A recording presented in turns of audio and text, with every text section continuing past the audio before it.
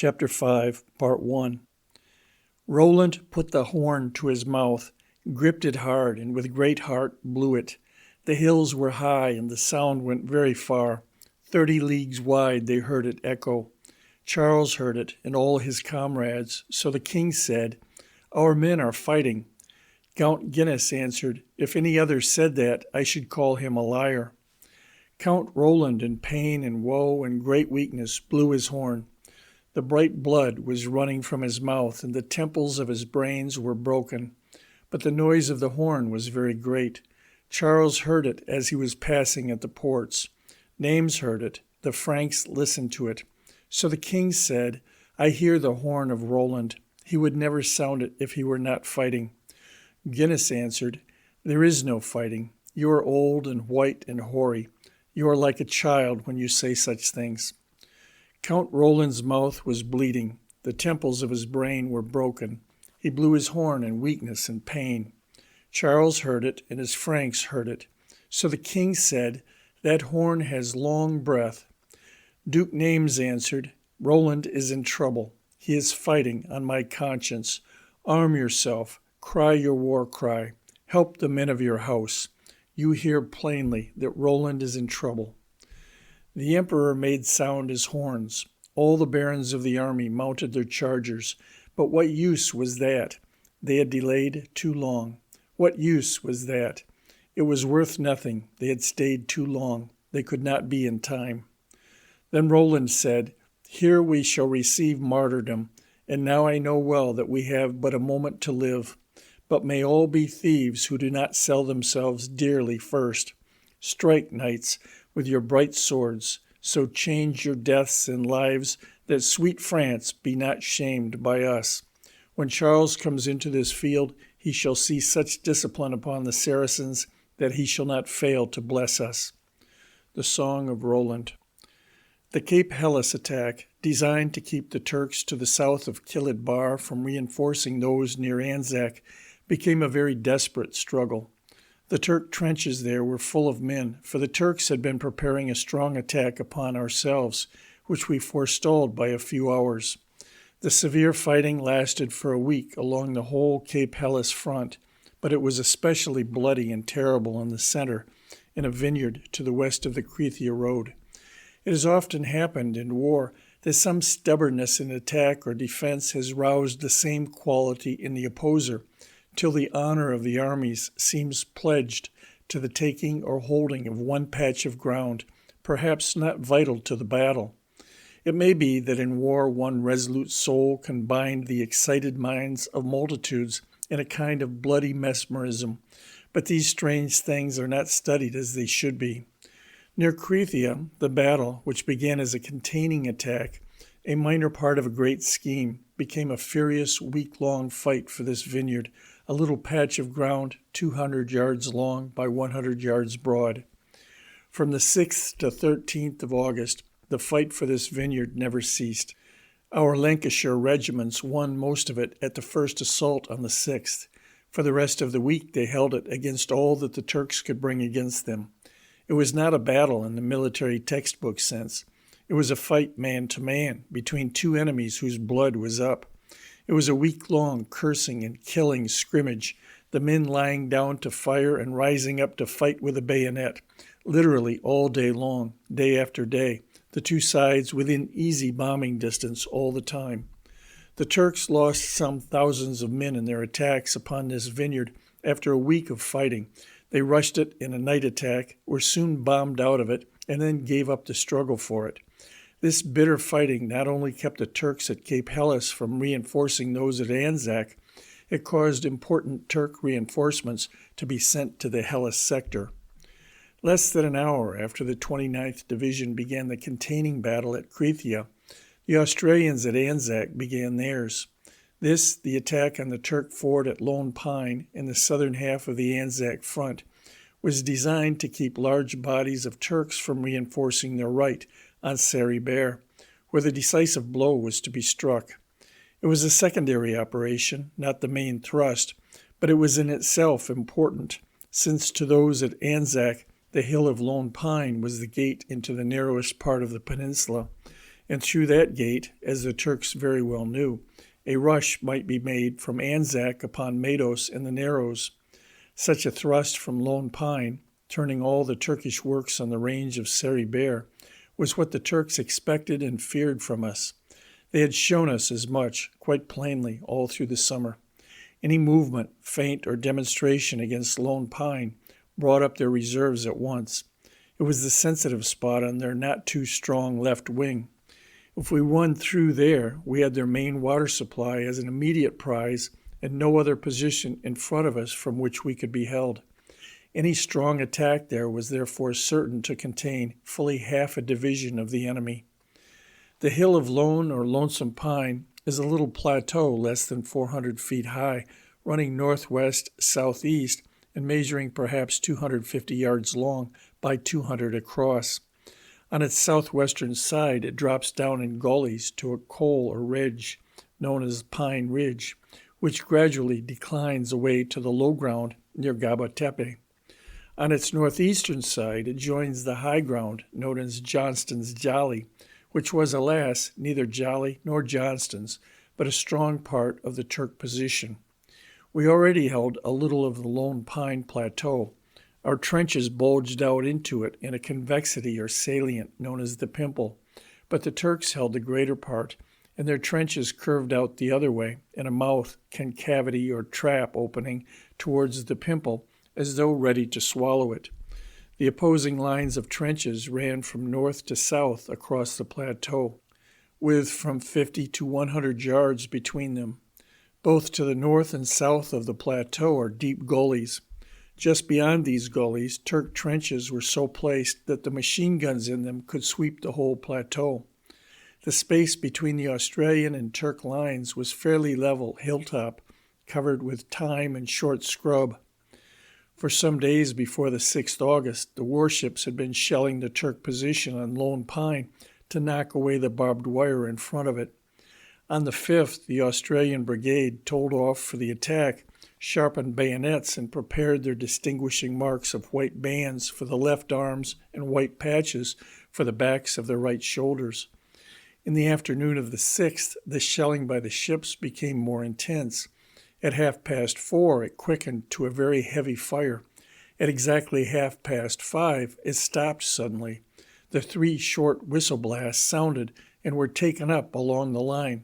Our men cleared the parapet in 2 waves on a front of about 160 yards and attacked with vigor. The hilltop over which they charged was in a night of smoke and dust from the explosions of the shells, and into that night, already singing with enemy bullets, the Australians disappeared. They had not gone 20 yards before all that dark and blazing hilltop was filled with explosion and flying missiles from every enemy gun. One speaks of a hail of bullets, but no hail is like fire, no hail in a form of death crying aloud a note of death. No hail screams as it strikes a stone or stops a strong man in his stride. Across that kind of hail, the Australians charged on Lone Pine. It was a grim kind of steeplechase, said one, but we meant to get to Kojaderi. They reached the crumpled wire of the entanglement and got through it to the parapet of the Turk trench, where they were held up. Those behind them at the Pimple, peering through the darkness to see if any had survived the rush, saw figures on the parados of the enemy's trench and wondered what was happening. They sent forward the 3rd wave with 1 full company carrying picks and shovels to make good what was won. The men of this 3rd wave found what was happening. The Turkish front line trench was not, like most trenches, an open ditch into which men could jump, but covered over along nearly all its length with blinders and beams of pine wood heaped with sandbags, and in some places with a couple of feet of earth. Under this cover, the Turks fired at our men through loopholes, often with their rifles touching their victims. Most of the Australians, after heaving in vain to get these blinders up, under a fire that grew hotter every instant, crossed them, got into the open communication trenches in the rear of the Turk line, and attacked through them. But some, working together, hove up a blinder or 2, and down the gaps so made those brave men drop themselves to a bayonet fight like a rat fight in a sewer, with an enemy whom they could hardly see, and a narrow dark gash in the earth where they were, at first, as 1 to 5 or 7 to 10. More and more men dropped down or rushed in from the rear. The Turks, so penned in, fought hard, but could not beat back the attack. They surrendered and were disarmed. The survivors were at least as many as their captors, who had too much to do at that time to send them to the rear, even if there had been a safe road by which to send them. They were jammed up there in the trenches with the Australians, packed man to man, suffering from their friends' fire and getting in the way. The first thing to be done was to block up the communication trenches against the Turkish counterattack. Every man carried a couple of sandbags, and with these, breastworks and walls were built. Their work was done in a narrow, dark, sweltering tunnel, heaped with corpses and wounded, and crowded with prisoners who might at any moment have risen. Already the Turks had begun their counterattacks. At every other moment, a little rush of Turks came up the communication trenches, flung their bombs in the workers' faces, and were bayoneted as they threw. The trenches curved and zigzagged in the earth. The men in one section could neither see nor hear what the men in the nearest sections were doing. What went on under the ground there in the making good of those trenches will never be known. From 5:30 till midnight, every section of the line was searched by bombs and bullets, by stink pots and sticks of dynamite, by gas bombs and a falling tumult of shell and shrapnel, which only ceased to let some rush of Turks attack, with knives, grenades, and bayonets, hand to hand and body to body, and a blackness like the darkness of a mine. At midnight, the wounded were lying all over the trenches. The enemy dead were so thick that our men had to walk on them, and bombs were falling in such numbers that every foot in those galleries was stuck with human flesh. No man slept that night. At 7:30 next morning, the 7th, a small quantity of bread and tea was rushed across the plateau to the fighters, who had more than earned their breakfast. Turk shell had by this time blown up some of the head cover, and some of the new communication trenches were still only a few feet deep. A colonel passing along one of them told an officer that his section of the trench was too shallow. Half an hour later, in passing back, he found the officer and 3 men blown to pieces by a shell. In a few minutes more, he was himself killed. At noon, the bombing became so severe that some sections of the line were held only by 1 or 2 wounded men. At 1 o'clock, the enemy attacked furiously with bomb and bayonet in great force. They came on in a mass, in wave after wave, shoulder to shoulder, heads down, shouting the name of God. They rushed across the plateau, jumped into the trenches, and were mixed up with our men in a hand-to-hand fight, which lasted for 5 hours.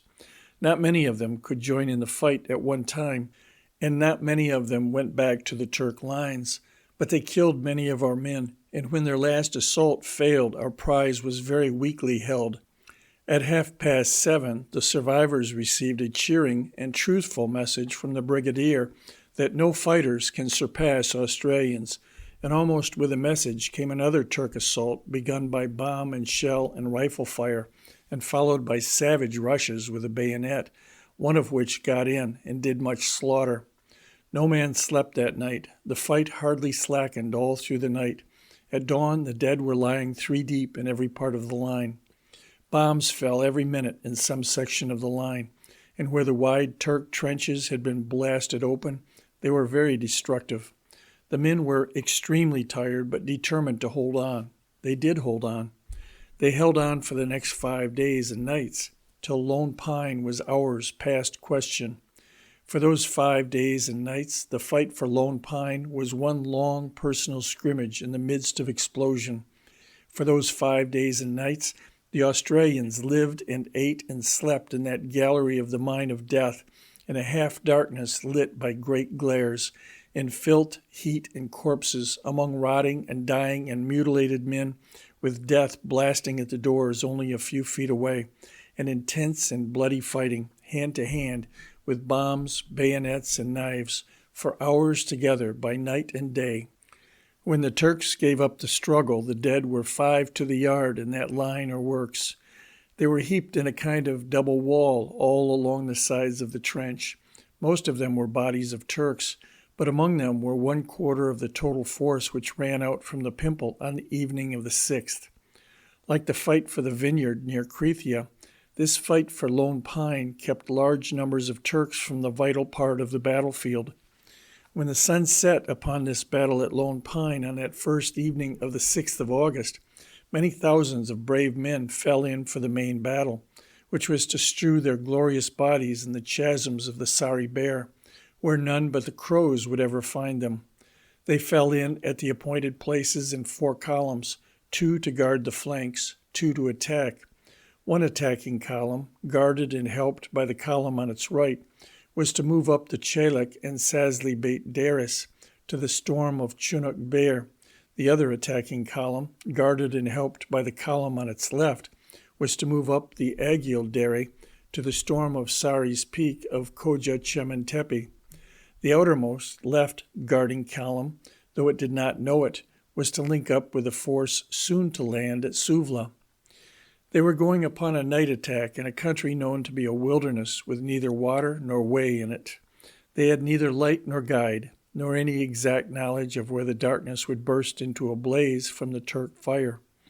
Many armies have gone out into the darkness of a night adventure, but what army has gone out like this, from the hiding places on a beach to the heart of unknown hills, to wander up crags under fire, to storm a fortress in the dawn? Even in Manchuria, there were roads and the traces and the comforts of man. In this savagery, there was nothing but the certainty of desolation, where the wounded would lie until they died, and the dead be never buried. Until this campaign, the storm of Badajoz was the most desperate duty ever given to British soldiers. The men in the forlorn hope of that storm marched to their position to the sound of fifes, which filled the heart with a melting sweetness and tuned that rough company to a kind of sacred devotion. No music played away the brave men from Anzac. They answered to their names in the dark and moved off to take position for what they had to do. Men of many races were banded together there. There were Australians, English, Indians, Maoris, and New Zealanders, made one by devotion to a cause, and all willing to die that so their comrades might see the dawn make a steel streak of the Hellespont from the peaked hill now black against the stars. Soon they had turned their back on friendly little Anzac and the lights in the gullies, and were stepping out with the sea upon their left and the hills of their destiny upon their right, and the shells, starlights, and battle of Lone Pine far away behind them. Before 9 a.m., the right covering column of New Zealanders was in position ready to open up the Sazli Beit and Chelek Deris to their brothers who were to storm Chunuk. Half an hour later, cunningly backed by the guns of the destroyer Koln, they rushed the Turk position, routed the garrison and its supports, and took the fort known as Old No. 3 Post. It was an immensely strong position, protected by barbed wire, shielded by shell-proof head cover, and mined in front with 28 mines electrically connected to a first-rate firing apparatus within. Sed nisi dominus. This success opened up the Sazli Dere for nearly half of its length. Inland from Old No. 3 Post, and some 700 yards from it, is a crag or precipice which looks like a round table, with a top projecting beyond its legs. This crag, known to our men as Tabletop, is a hill which few would climb for pleasure. Nearly all the last 100 feet of the peak is precipice, such as no mountaineer would willingly climb without clear daylight and every possible precaution. It is a sort of skull of rock fallen down upon its body of rock, and the great rocky ribs heave out with gullies between them. The tabletop, or plateau summit, was strongly entrenched and held by the Turks, whose communication trenches ran down the back of the hill to Rhododendron Spur. While their comrades were rushing Old No. 3 Post, a party of New Zealanders marched to storm this natural fortress. The muscular part of the feat may be likened to the climbing of the Welsh Glydirs, the Irish Lurig, or the craggier parts of the American Palisades in a moonless midnight under a load of not less than 30 pounds. But the muscular effort was made much greater by the roughness of the unknown approaches, which led over glitters of loose stones into the densest of short, thick, intensely thorny scrub. The New Zealanders advanced under fire through this scrub, went up the rocks in a spirit which no crag could daunt, reached the tabletop, rushed the Turk trenches, killed some Turks of the garrison, and captured the rest with all their stores. This success opened up the remainder of the Sazli Bight Dairy. While these attacks were progressing, the remainder of the right covering column marched north to the Chelak Dairy. A large body crossed this dairy and marched on, but the rest turned up the dairy and soon came to a barbed wire entanglement which blocked the ravine. They had met the Turks' barbed wire before, on Anzac Day, and had won through it, but this wire in the dairy was new to their experience. It was meant rather as a permanent work than as an obstruction. It was secured to great bulks or blinders of pine, 6 or 8 feet high, which stood in a rank 20 or 30 deep right across the ravine. The wire which crossed and crisscrossed between these bulks was as thick as a man's thumb and profusely barbed. Beyond it lay a flanking trench held by a strong outpost of Turks, who at once opened fire. This, though not unexpected, was a difficult barrier to come upon in the darkness of a summer night, and here, as before at the landing of the Worcester Regiment at W Beach, men went forward quietly, without weapons, to cut the wire for the others. They were shot down, but others took their places, though the Turks, 30 steps away on the other side of the gully, had only to hold their rifles steady and pull their triggers to destroy them. This holding up in the darkness by an unseen hidden enemy and an obstacle which needed high explosive shell in quantity caused heavy loss and great delay.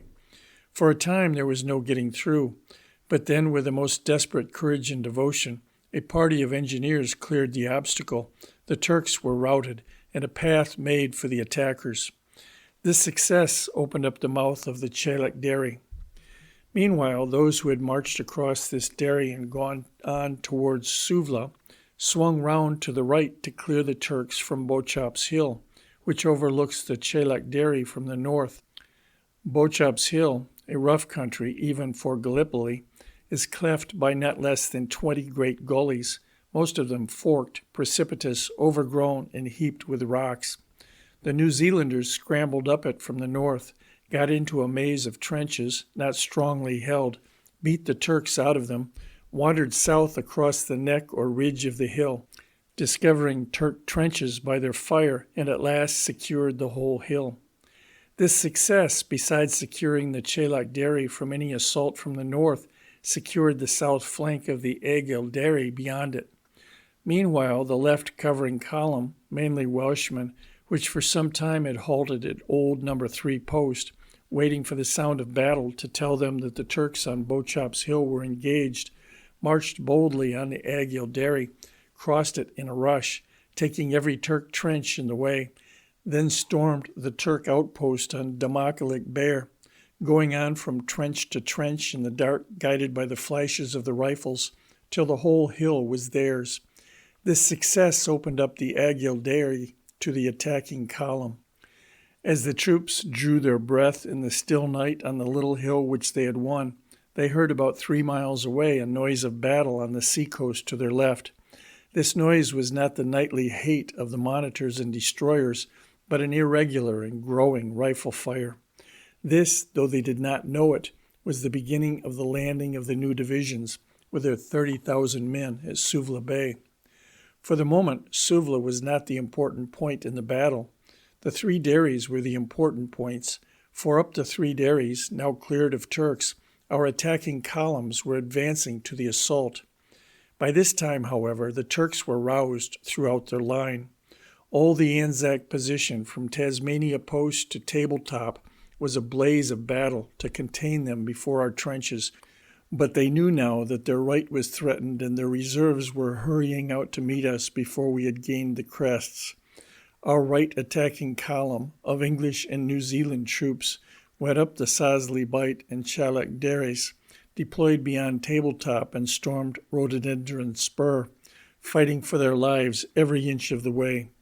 The left column, mainly Indians and Australians, pressed up the Aigil, into the stony cliffs of its upper forks, and so by rock, jungle, heartbreaking cliff and fissure to the attack of Hill Q and the lower slopes of Sari. They too were fighting for their lives. Their advance was across a scrub peopled now by little clumps of marksmen firing from hiding. When they deployed out of the dairies to take up their line of battle, they linked up with the right assaulting column and formed with them a front of about a mile, stretching from the old Anzac position to within a mile of the crests which were the prize. By this time, the night was over, day was breaking, the Turks were in force, and our attacking columns much exhausted, but there was still breath for a last effort. Now, with the breath, came a quick encouragement, for looking down from their hillsides, they could see Suvla Bay full of ships, the moving marks of boats, dotted specks of men on the sandhills, and more ships on the sea, marching like chariots to the cannon. In a flash, as happens when many minds are tensed together, they realized the truth. A new landing was being made. All along the coast by the bay, the crackle and the flash of firing was moving from the sea to show them that the landing was made good and that the Turks were falling back. Hardening their hearts at this sight of help coming from the sea, the Australians and Sikhs with the last of their strength went at Koja Chementepe, and the New Zealanders upon their right rose to the storm of Chinook. It was not to be. The guns behind them backed them. They did what mortal men could do, but they were worn out by the night's advance. They could not carry the two summits. They tried a second time to carry Chinook, but they were too weary, and the Turks in too great strength. They could not get to the top.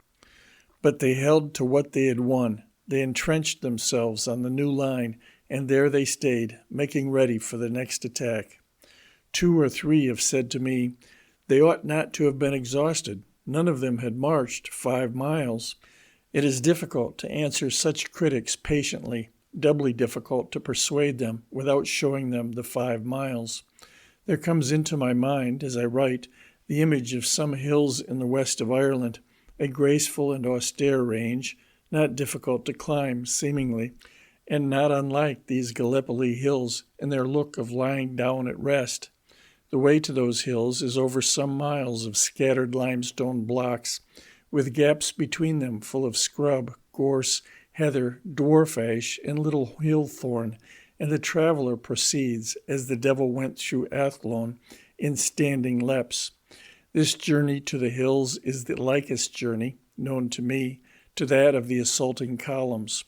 Like the devil in Athlone, the assaulting columns had often to advance in standing leaps, but to them the standing leap came as a solace, a rare, strange, and blessed respite from forcing through scrub by main strength or scaling a crag of rotten sandstone in pitch darkness in the presence of an enemy. For an armed force to advance a mile an hour by day over such a country is not only good going, but a great achievement. To advance 4 miles in a night over such a country, fighting literally all the way, often hand to hand, and to feel the enemy's resistance stiffening and his reserves arriving as the strength fails and the ascent steepens, and yet to make an effort at the end is a thing unknown in the history of war. And this first 14 hours of exhausting physical labor was but the beginning. The troops, as they very well knew, were to have 2 or 3 days more of the same toil before the battle could be ended, one way or the other. So after struggling for 14 hours with every muscle in their bodies, over crags and down gullies, in the never-ceasing peril of death, they halted in the blaze of noon and drew their breath. In the evening, as they hoped, the men from Suvla would join hands and go on to victory with them. They had fought the first stage of the battle. The next stage was to be decisive. The heat of this noon of August 7th on those sandy hills was a scarcely bearable torment.